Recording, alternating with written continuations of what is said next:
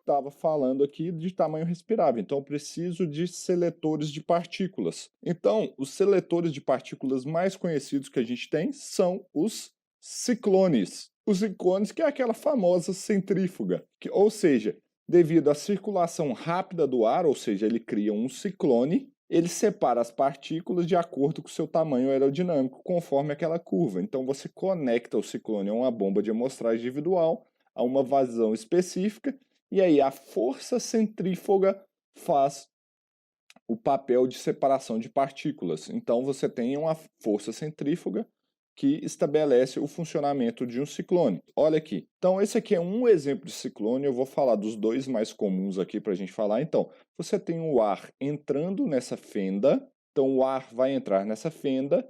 Ele vai entrar em ciclone, por isso chama ciclone. As partículas de tamanho aerodinâmico menor vão subir e ser coletadas no filtro, e as pequenininhas vão chocar com a parede e vão cair no potinho embaixo. Então, para operar qualquer ciclone, é primordial e obrigatório ter o potinho aqui embaixo. Então, tem que ter. E as pequenas vão subir e ser sugadas e coletadas no filtro, aonde vão ser as análises. Então, os tipos mais comuns de ciclone, a gente está falando do ciclone de nylon ou Dor-Oliver, que é o de 10 milímetros. Ele é o mais antigo, tá? Desde a década de 70, e algumas questões dele é que ele pode sofrer orientação, a influência da orientação, e como ele é um material plástico que não é condutivo, o que acontece?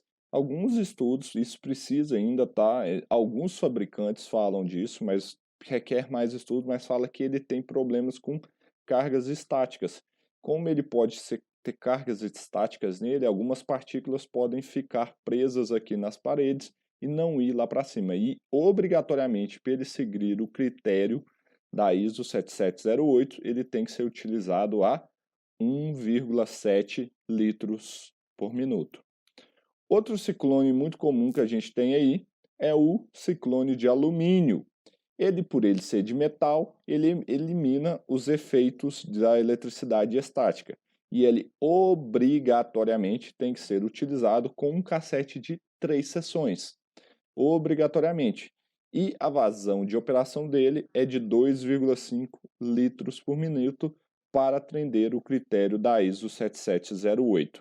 Então, pessoal, esses são alguns dados muito importantes sobre os ciclones, vocês têm que ficar atentos nisso, e eu apresentei os dois mais comuns.